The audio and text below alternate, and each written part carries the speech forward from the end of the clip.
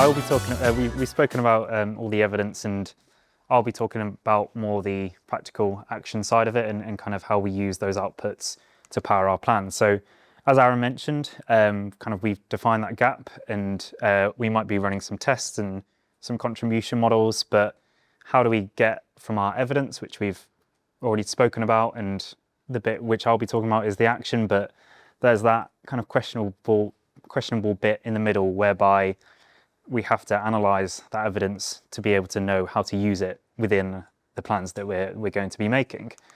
I'll just, before we go into that, we need to evaluate the own flaws in our current planning at the moment. So with our chip paper planning, or back of a fag paper packet planning, or whatever you want to call it, our planning might be looking at last year's plan with let's put a little bit more money into this channel because the ROAS is a little bit better here, or let's be in this space because our competitor's doing it, just for the sake of getting a bit of visibility with no real context of kind of why they're doing that or what they're doing really in particular, and kind of just going off vibes really for your media plan, which isn't what we want to be doing. We want to be using this evidence-powered planning, which Aaron was just talking about, whereby our planning is across all the platforms, not just within. So looking at actual business revenue rather than the walled garden revenue within the platforms, using that to be flexible with our budget so that we can do live real-time optimization, and at the end of it, achieve the actual business goals that we want to be hitting, rather than patting ourselves on the back by, for example, bidding on paid brand, which Aaron kind of debunked in one of the tests that we just spoke about, and think we're doing a great job, when actually in reality it's not having that much impact on overall business revenue. So I'll go into a couple of these examples of this trio which Aaron's going into, so MTA, MMM and incrementality testing, and hopefully by the end of this you've got some ideas of how you might use some of the bits that we've spoken about in your media planning going forward. So to do this, I want everyone to pretend that they are now brand marketers for Impression Airlines. You got the job, well done. Your interview was a little bit weird, but we saw potential in you. And because you are working with us now, I'm going to force participation rather than waiting on you with this Slido link. Don't worry, you don't have to talk, for you to kind of feedback on some of the bits that we're speaking about throughout the deck. That will come up again. So for the sake of time, we'll just go through it. So before we go into all our measurements and incrementality testing and media mix modeling and bits like that, it's really important to have a KPI framework built for our business objectives. Now, this is fairly broad, and as an airline, Impression Airlines, we're running quite a few different channels. We're trying to achieve many different things with a budget, from awareness all the way down to conversion. I won't go too much into this, but this is a resource which I think will be shared afterwards. If this deck, yeah, the deck is shared afterwards, good. That you should possibly look at as a template for your own activity, whereby we look at what is the overall business objective, and then how do we whittle that down into kind of the marketing objectives, and then the metrics that we actually measure through the platforms themselves, and what that means within the own platforms against everything else as well. So marketing objectives: build trust, drive conversions, lifetime value, all the way down to kind of what those metrics we actually measure are, like traffic and conversions, cost per click, and then what that means from an incrementality perspective using the testing that we're going into today. So we'll talk about multi-touch attribution first of all. So what does this look like in practice? So in this example, we are running a Meta campaign and we're running a Google campaign. Within Meta, it's saying that it's achieving a 7.8 ROAS, and Google, within its own platform as well, is saying that it's achieving a 5.2 ROAS. However, when we look in GA4 and we look at the data-driven attribution, we can see that Meta is actually a fair bit lower, and Google is actually a slightly higher than what it's saying in the platform itself. When we then look into the path exploration off the back of that, we can see there's even more disparity in kind of what we're seeing in platform versus what we're seeing in GA4. So in Meta, when we look at the conversion paths, we might see that it appears in 68% of the conversion paths, but it's only actually 14% of the final interactions, whereas Google is actually that final point into 61% of those paths.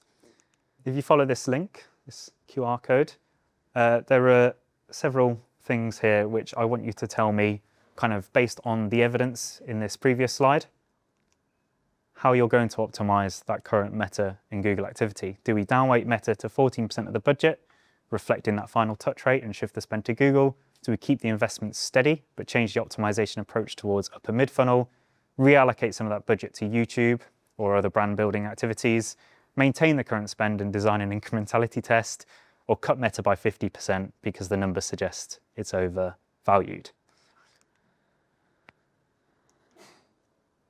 Oh. Okay.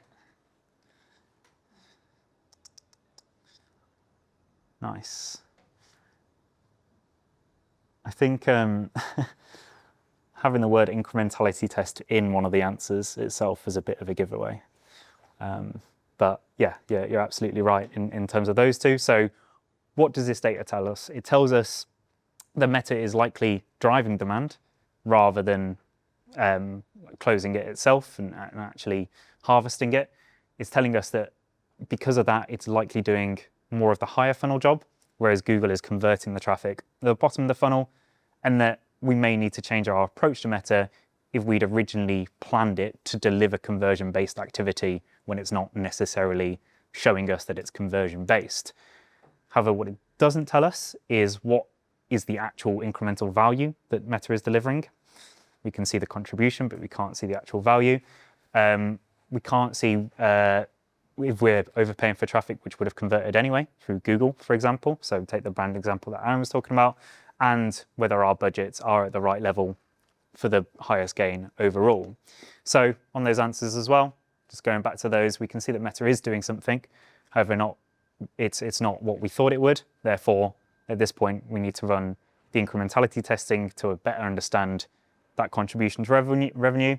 And then as an immediate channel tactic, if we're running an actual conversion-based strategy in Meta, we might experiment by optimizing towards different targeting, bidding, or creative in the actual platform itself to better reflect what that channel can actually contribute to the overall media that you're running.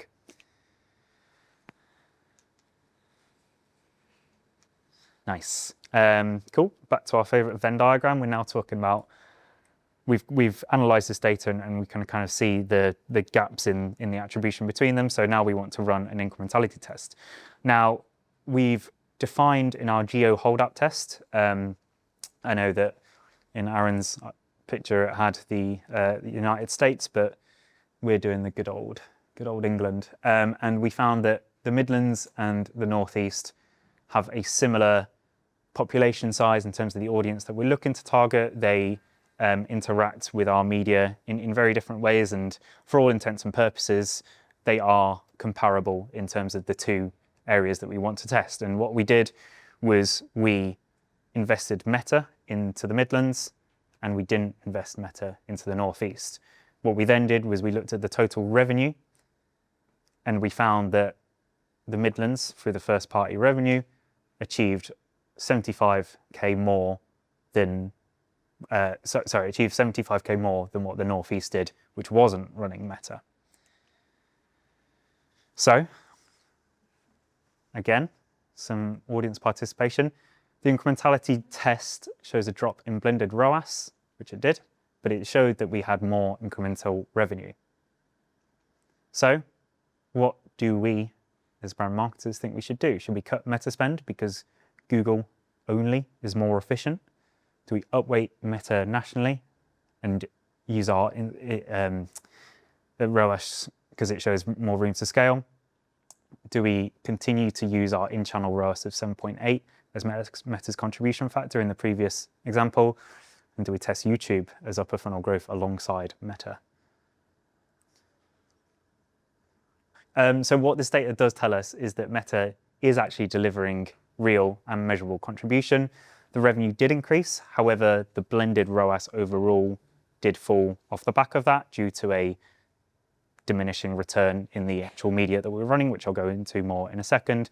but we do have a causal benchmark for Meta's potential actual ROI against the similar deployed rollout, be in the Midlands, which didn't run it.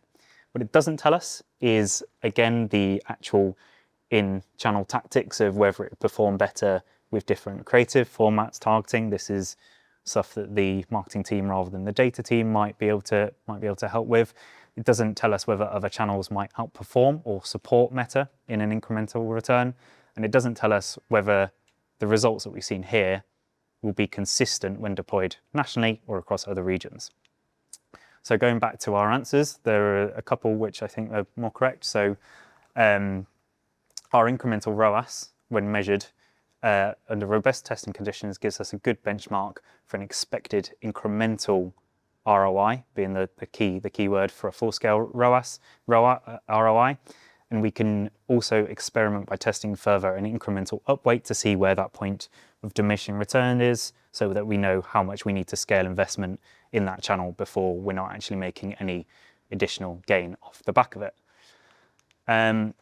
Further, maybe bonus kind of takeaway from that one is, if we're getting a 7.8 ROAS in Meta in platform, but through our incrementality testing that we've seen that we're getting an ROI of, what was it, 3 or 4, I can't remember, then we can ratio what we're seeing in the channel to what we're actually achieving in terms of revenue to decide the strategy, the bidding strategy tactics that we're using in the channel to make it a lot more efficient in terms of achieving what we're actually achieving rather than achieving what Meta or Google say that we're achieving as well. So another in-channel tactic there. We did run this example on another airline, not Impression Airlines, because we don't actually fly anywhere.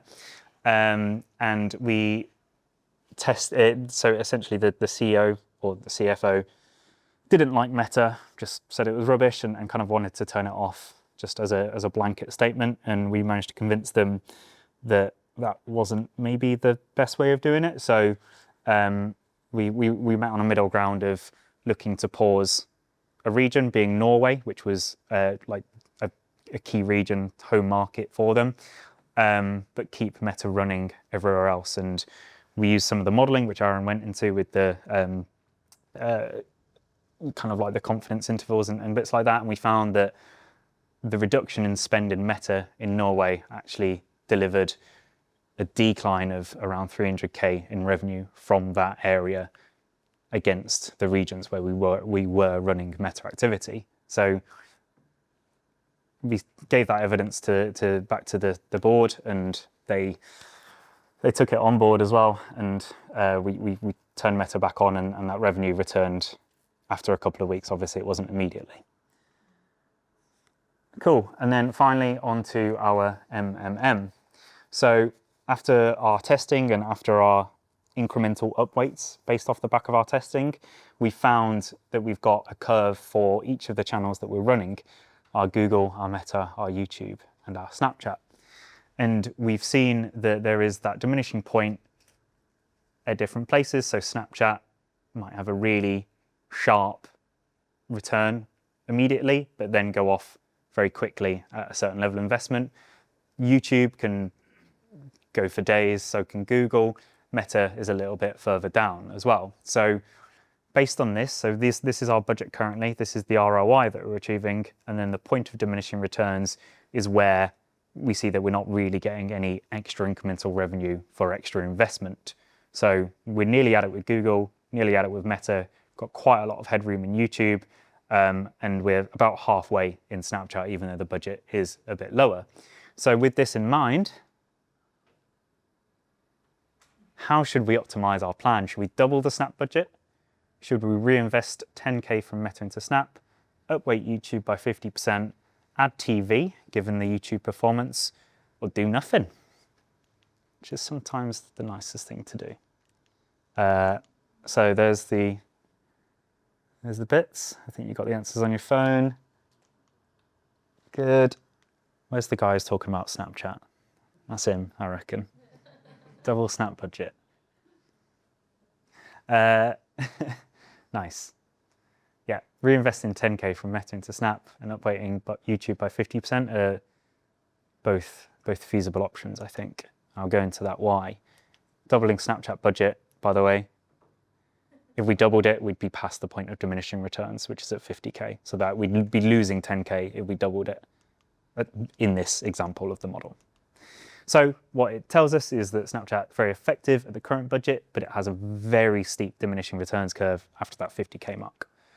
There's plenty of room in YouTube to invest more budget and still achieve a return. And Meta and Google are nearing their point of diminishing returns. Doesn't tell us, again, some of the in-channel health bits. So the role of creative or optimization tactics and platforms, and therefore the health of each platform.